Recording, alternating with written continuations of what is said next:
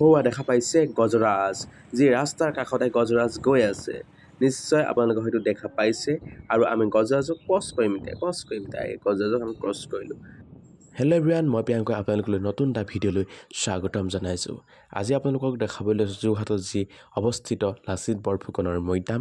এই মৈদাম আপোনালোকক আজি আমি দেখাবলৈ লৈছোঁ মোৰ ভিডিঅ'ৰ মাধ্যমে। এয়া দেখা পাইছে ৰাস্তাৰ কাষতে যি লাচিত বৰফুকনৰ অসমৰ আটাইতকৈ ডাঙৰ মূৰ্তি, এই মূৰ্তি আমি দেখা পাইছোঁ। আমি এতিয়া ইতিমধ্যে আহি পালোহি যোৰহাটৰ লাচিত বৰফুকনৰ মৈদাম, যি মৈদাম সন্মুখভাগ এনেধৰণৰ দেখা পাইছে। এটা সুন্দৰ পৰিৱেশ, যি সুন্দৰ পৰিৱেশত আপোনালোকে এই লাচিত বৰফুকনৰ মূৰ্তিও দেখা পাব আৰু মৈদামো দেখা পাব। এটা কনষ্ট্ৰাকশ্যন চলি আছে আৰু খুব সম্ভৱ এবছৰৰ ভিতৰতে এইটো সম্পূৰ্ণ হ'ব। এটা নতুন আৰ্হিৰে নতুন কলা কৌশলেৰে এটা নিৰ্মাণ কৰিবলৈ গৈ আছে লাচিত বৰফুকনৰ মৈদাম আৰু মূৰ্তি। ইতিমধ্যে আমাৰ প্ৰধানমন্ত্ৰীজনাই শুভ উদ্বোধন কৰি থৈ গৈছে। সেয়া আপোনালোকে দেখা পাইছে অসমৰ আটাইতকৈ ওখ মূৰ্তি, যি প্ৰায় 125 ফুট উচ্চতাৰ মূৰ্তি দেখা পাইছে। এয়া হৈছে আমাৰ সন্মুখতে বীৰ লাচিত বৰফুকনৰ মৈদাম, যি বীৰত্বৰ পৰিচয় দিছিল অসমৰ ভেটি গঢ়োতা, যি জাতীয় বীৰ পৰিচয় দাঙি ধৰা সেই বৰফুকন।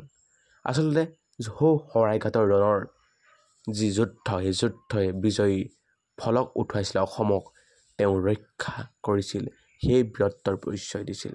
দেশতকৈ মমাই ডাঙৰ নহয়, সেয়া এক শ্লোগানেৰে তেওঁ সকলোৱে হয়তো জানে, সকলোৱে হয়তো বুজি পায়। এতিয়াও আমাৰ অসমৰ তেজাল ডেকাৰ সেই লাচিত বৰফুকনৰ তেজৰ ঢৌ উঠি আছে বুলি আমি ক'ব বিচাৰোঁ। বীৰত্বৰ পৰিচয় ঠিক তেনেদৰে দিছিল। এতিয়াও আমাৰ লাচিতৰ তেজ আছে, আমাৰ অসমীয়া ডেকাৰ। সেয়া মূৰ্তি আপোনালোকে নিশ্চয় দেখা পাইছে, যি বীৰত্বৰ চিন হিচাপে সেই লাচিত বৰফুকনৰ মৈদাম। এই মৈদাম যোৰহাটৰ যি হোলোঙাপাৰ অঞ্চলত সেই মৈদাম অৱস্থিত দেখা পাইছে এই মূৰ্তি, আৰু লগতে এই মৈদামো আপোনালোকে হয়তো দেখা পাইছে। এয়া হৈছে আমাৰ অসমৰ সকলোতকৈ ডাঙৰ মূৰ্তি, যি মূৰ্তি আমাৰ ভাৰতবৰ্ষৰ প্ৰধানমন্ত্ৰী নৰেন্দ্ৰ মোদী ডাঙৰীয়াই শুভ উদ্বোধন কৰি যায়। এই মূৰ্তি ব্ৰঞ্জেৰে নিৰ্মাণ কৰা হৈছে। আমি হয়তো গম পাওঁ গুজৰাটৰ যি অৱস্থিত চৰ্দাৰ বল্লভভাই পেটেলৰ ষ্টেচু অফ ইউনিটি, যি ইউনিটি একতাৰ প্ৰতীক আমি হয়তো গম পাওঁ। আৰু সেই ষ্টেচু অফ ইউনিটি গুজৰাটৰ যিসকলে বনাইছিলে, সেইসকল ছেইম ব্যক্তিয়ে এই মূৰ্তিও নিৰ্মাণ কৰিছে। আমাৰ লাচিত বৰফুকনৰ মৈদামটো ব্ৰঞ্জেৰে নিৰ্মিত।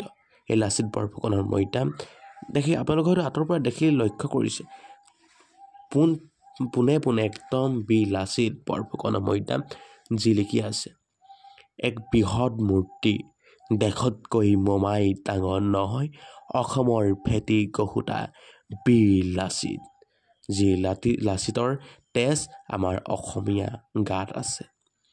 সেই লাচিত বৰফুকন, আজি মই সেই লাচিত বৰফুকনৰ সন্মুখত ৰৈ আছোঁ। হয়তো আপোনালোকে দেখা পাইছে, যেতিয়া সম্পূৰ্ণ কাম শেষ হৈ যাব নিশ্চয় আপোনালোকে দেখিবলৈ পাব এই লাচিত বৰফুকনৰ মৈদাম।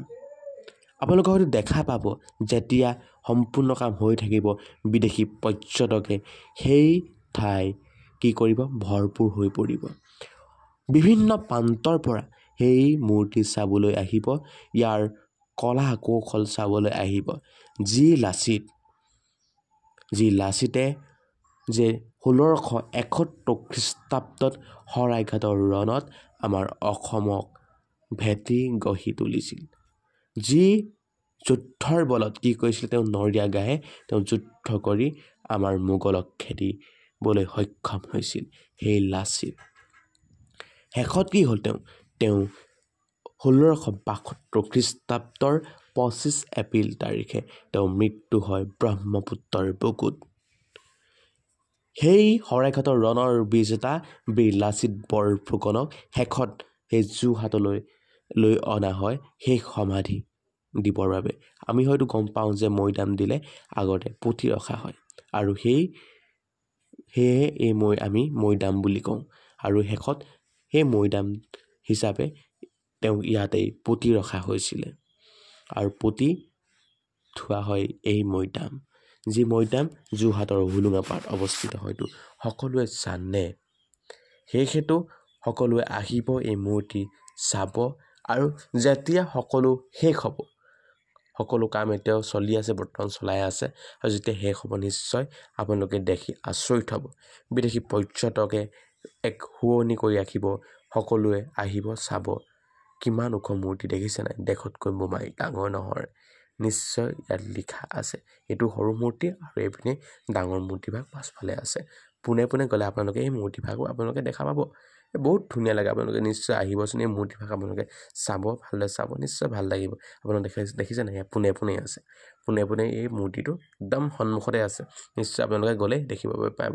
এই দুটা বৰটোপ এনেই বনাই থৈছে, কিন্তু অৰিজিনেল নহয়, খালি এনেভাগেই বনাই থৈছে। নিশ্চয় আপোনালোকে যাব, চাব, ভাল লাগিব। এনেই যদি থাকে নিশ্চয় ওচৰতে যদি আপোনালোকে আছে নিশ্চয় চাবলৈ যাব। ভাল এটা বনাই থৈছে আৰু শেষত যেতিয়া সুন্দৰ হৈ যাব একদম মজা লাগিব, কৈছোঁ নহয়, বোম চালিয়া লাগিব বুলি ক'ব পাৰোঁ আমি, বোম চালিয়া। আৰু আজি আপোনালোকৰ মাজত এইটোৱে এটা ভিডিঅ' দিবলৈ চেষ্টা কৰিলোঁ। আজি ভিডিঅ'টো ইমানেই, ধন্যবাদ, জয় অসম।